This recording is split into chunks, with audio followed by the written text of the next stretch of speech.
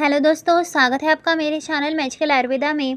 तो आज हम 16 प्रकार की सिद्धियाँ कौन सी होती हैं और पुराणों में वर्णित 16 प्रकार की सिद्धियाँ कौन सी हैं इसके बारे में जानते हैं। तो भारतीय जीवन धारा में जिन ग्रंथों का बहुत ही महत्वपूर्ण स्थान है, उनमें पुराण प्राचीन भक्ति ग्रंथों के रूप में यह बहुत ही महत्वपूर्ण माने जाते हैं। इन्हीं पुराणों में 16 सिद्धियों का वर्णन भी मिलता है।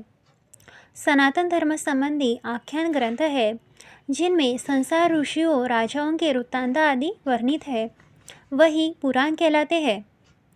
ये वैदिक काल के समय के बाद यह ग्रंथ माने जाते हैं, जिनमें वस्तुतः वेदों का विस्तार है। भारतीय जीवन धारा में जिन ग्रंथों का महत्वपूर्ण स्थान है, उनमें पुराण प्राचीन भक्ति ग्रंथों के रूप में यह बहुत ही महत्वपूर्ण माने जाते हैं। किसी भी एक व्यक्ति में सभी 16 सिद्धियों का होना दुर्लभ है। केवल अवतारी पुरुष जैसे श्री राम, श्री कृष्ण इत्यादि अथवा बहुत सिद्धि ऋषियों जैसे सप्तर्षियों में ये सारी सिद्धियां हो सकती है। इसे 16 कलाओं से भी जोड़कर देखा जाता है। तो चलिए जानते हैं इन सिद्धियों के विषय में। तो पहली सिद्धि है वाक सिद्धि। एक सिद्धि जिससे व्यक्ति को कुछ भी कहे वो घटित हो जाए। पुराने काल में सिद्धि यह ऋषि मुनियों में ही सिद्ध होती थी और इसी कारण वे श्राप या फिर वरदान देने में सक्षम थे। सिर्फ सिद्ध ऋषि ही नहीं, कुछ असाधारण व्यक्तियों में भी ऐसी शक्तियाँ होती थी। जैसे शांतनु ने अपने पुत्र भीष्म को इच्छा मृत्यु और द्रोण ने अपने पुत्र अश्वत्थामा को चिरंजीवी होने का वरदान दिया था। कई बार जब व्यक्ति अपने चरम आवेग में होता है, तब भी उसके मुख से निकली हुई बातें सच हो जाती है। दूसरी सिद्धि है दिव्य दृष्टि। यह वह शक्ति है जिसके माध्यम से किसी भी व्यक्ति के भूत, वर्तमान एवं भविष्य का ज्ञान हो जाता है। यहाँ ये जान ले कि दिव्य दृष्टि और त्रिकालदर्शी होने में अंतर है। दिव्य दृष्टि में सभी कुछ आँखों के सामने होता है, चाहे वो कहीं भी घटित हो रहा हो। पुराने ज़माने में सिद्ध ऋषियों के पास ये सिद्धि होती थी। श्री कृष्ण ने गीता ज्ञान के लिए अर्जुन और महर्षि व्यास ने संजय को दिव्य दृष्टि प्रदान की थी। सभी प्रमुख देवताओं और सप्तऋषियों में यह सिद्धि स्वाभाविक रूप से ही होती है। तीसरी सिद्धि है प्रज्ञा सिद्धि। इस सिद्धि के तहत साधक के पास संसार का सारा ज्ञान होता है। वो ज्ञान, प्रज्ञा, स्मरण शक्ति, बुद्धि इत्यादि को अपनी बुद्धि में समेट लेता है। इसका एक उदाहरण महर्षि व्यास है, जिन्होंने महाभारत जैसे महान ग्रंथ की रचना की, जिसके बारे में ये बताया गया है कि कुछ भी यहाँ है वो संसार में है और जो यहाँ नहीं वो संसार में कहीं नहीं है। इसके अतिरिक्त श्री राम और श्री कृष्ण को भी इस संसार के सभी चीज़ों का ज्ञान था। उनके अतिरिक्त पितामह भीष्म का ज्ञान भी अथाह था। चौथी सिद्धि है दूरश्रवण सिद्धि। तो इस सिद्धि को प्राप्त करने पर साधक कहीं भी हो रहे किसी भी वार्तालाप को सुन सकता है। इसके अतिरिक्त वो वार्तालाप भूतकाल में हो चुका हो, उसे भी वह अगर पुनः सुनना चाहे तो वह सुन सकता है। यह सिद्धि ऋषियों में ही सिद्ध हुआ करती थी। महावीर हनुमान के पास भी ये सिद्धि थी। कुछ मायावी राक्षसों के पास भी ऐसी सिद्धियाँ होती थी। पांचवी सिद्धि है जलगमन सिद्धि। तो यह सिद्धि वाला साधक जल पर ऐसे ही विचरण कर सकता है जैसे वो भूमि पर विचरण करता है। सिद्ध ऋषियों के पास ये सिद्धि होती थी। महर्षि अगस्त्य ने समुद्र पर खड़े होकर उसका पान कर लिया था। अधिक दूर क्यों जाए, आज से करीब 100 वर्ष पहले भी ऐसे कई सिद्ध पुरुष थे जिनके पास ये सिद्धियाँ हुआ करती थी और वे जल में स्वच्छंद विचरण कर सकते थे। छठी सिद्धि है वायुगमन सिद्धि। तो इस सिद्धि को प्राप्त करने वाला साधक वायु मार्ग से कहीं भी जा सकता है। वे अपने रूप को सूक्ष्म बनाकर एक लोक से दूसरे लोक में भी गमन कर सकता है। उनकी गति इतनी तीव्र होती है कि वे तत्काल ही एक स्थान से दूसरे स्थान तक जा सकते हैं। बजरंगबली हनुमान को इस सिद्धि से एक यह जीवंत उदाहरण है। उनके अतिरिक्त मायावी राक्षसों से भी यह सिद्धियाँ हुआ करती थी। मेघनाद ने इसे सिद्धि के बल पर आकाश में ही रहकर लक्ष्मण से युद्ध किया था। सातवीं सिद्धि है अदृश्यकरण सिद्धि। तो इस सिद्धि को प्राप्त करने वाला साधक अपने आप को अदृश्य कर सकता है और उसी रूप में किसी भी स्थान पर जा सकता है। मायावी राक्षसों के पास ये सिद्धि हुआ करती थी। इस सिद्धि के बल पर रावण के पुत्र मेघनाद ने अदृश्य होकर लक्ष्मण से युद्ध किया था और श्री राम और लक्ष्मण को नागपाश से बांध दिया था। इसके अतिरिक्त कई सिद्ध ऋषि अदृश्य होकर विभिन्न स्थानों पर विचरण कर सकते थे। आठवीं सिद्धि है विशोका सिद्धि। तो जिस साधक के पास यह सिद्धि होती थी वह अपने आप को अनेक रूप में परिवर्तित कर सकता था। ऐसे व्यक्ति एक स्थान पर किसी एक रूप में और दूसरे स्थान पर किसी अन्य रूप में उपस्थित रह सकता है। राक्षसों में ये सिद्धि हुआ करती थी। वही श्री कृष्ण ने अपनी माया से ऐसा कई बार किया था जब वे एक ही समय पर कई स्थानों पर उपस्थित रहते थे। इस सिद्धि के बल पर श्री कृष्ण एक साथ अपनी 16,108 रानियों के साथ उपस्थित रहते थे। नौवीं सिद्धि है देवक्रिया अनुदर्शन सिद्धि। तो इस सिद्धि को प्राप्त करने के बाद साधक विभिन्न देवताओं का सानिध्य प्राप्त कर सकता है। यही नहीं, वो देवताओं को अपने अनुकूल बनाकर उनसे उचित सहयोग भी ले सकता है।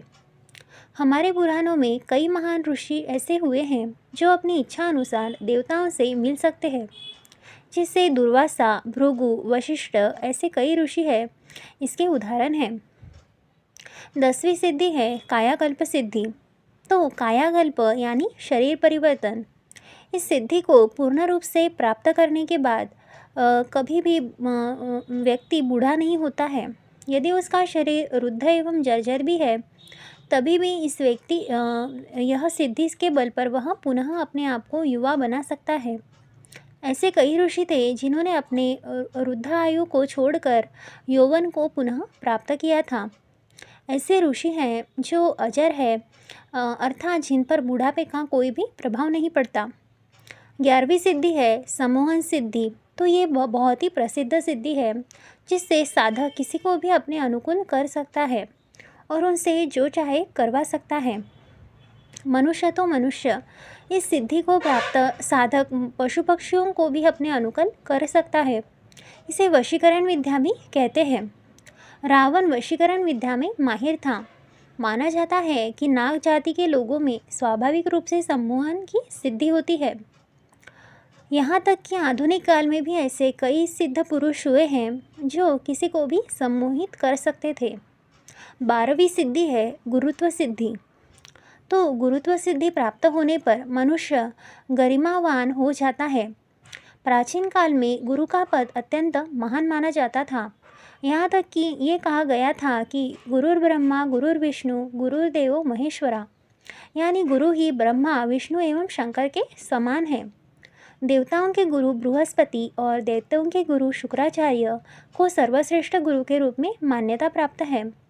उनके अतिरिक्त वशिष्ठ, परशुराम एवं द्रोण के गुरुत्व को भी बहुत ख्याति है। भगवान शंकर को जगत गुरु कहा गया है। 13वीं सिद्धि है पूर्ण पुरुषत्व। तो इस सिद्धि को साधक बचपन में भी अपने पूर्ण पुरुषत्व और शक्ति को प्राप्त कर सकता है।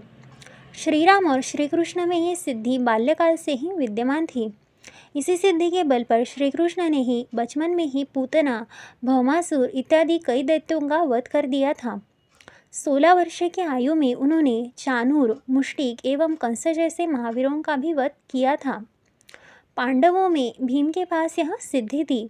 यही कारण था कि वे अपने बाल्यकाल में भी अपराजेय थे। श्री राम के पुत्र लव और कुश में भी यह सिद्धि के बल पर अपने बचपन में ही पूरी अयोध्या की सेना को परास्त कर दिया था। 14वीं सिद्धि है सर्वगुण संपन्न सिद्धि। तो कुछ ऐसे उत्तम पुरुष होते हैं जिनमें संसार के सभी उत्कृष्ट गुण समाहित होते हैं। ऐसे व्यक्ति को सर्वगुण संपन्न कहा जाता है।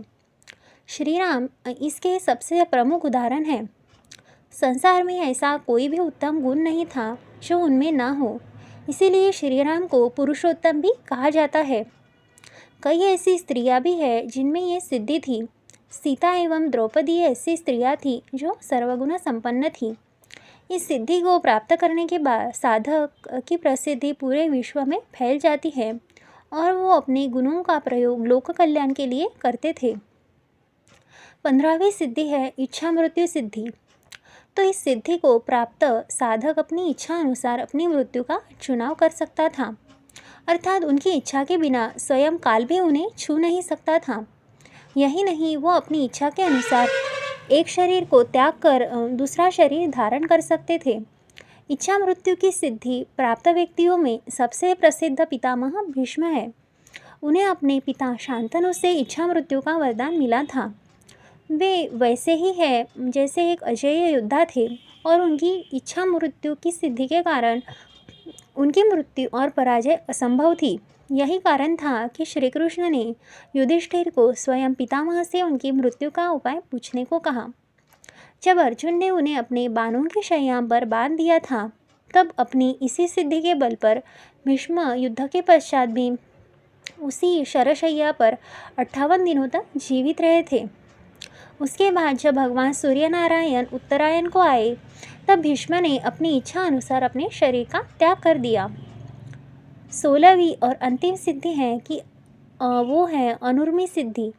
तो इस सिद्धि को प्राप्त व्यक्ति पर सृष्टि की किसी भी घटना का कोई भी प्रभाव नहीं पड़ता।